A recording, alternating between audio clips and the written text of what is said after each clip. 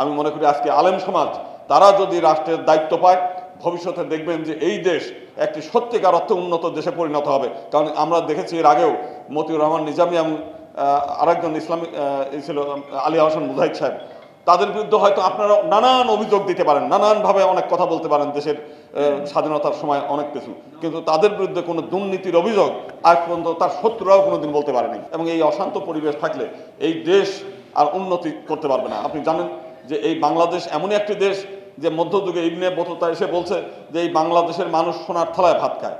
এবং এই কয়েকদিন আগেও ব্রিটিশরা, আমরা ফুলের মূল্য গল্প পড়ে দেখেছি যে ওই গল্পে ব্রিটিশরা বাংলাদেশে একটা চাকরি নেওয়ার জন্য তাদের সারা জীবনের স্বপ্ন ছিল যে এই দেশে একটা চাকরি করব।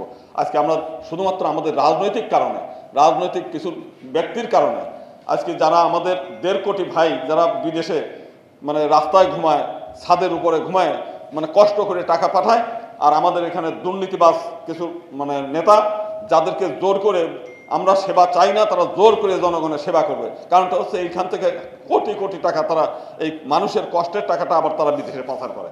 আর তা যদি না হতো তাহলে আবারও এই দেশ একটা উন্নতির চরম শিখরে উন্নত একটি দেশ হতো এবং বিশ্বের মানুষ এই বাংলাদেশে আসতো চাকরি করার জন্য। আমরা যেমন আজকে লন্ডন আমেরিকায় যেতে চাই, তারা আসতো এই দেশে। আমরা পার্শ্ববর্তী দেশ, আমরা মালয়েশিয়াতে দেখেছি যে তারা আমাদের চেয়েও গরিব ছিল। সেই দেশে একজন সৎ রাজনীতিবিদ মাহাথির মোহাম্মদ, সে ক্ষমতায় আসার পরে মানে মালয়েশিয়াটা কত উন্নত ঘটেছে।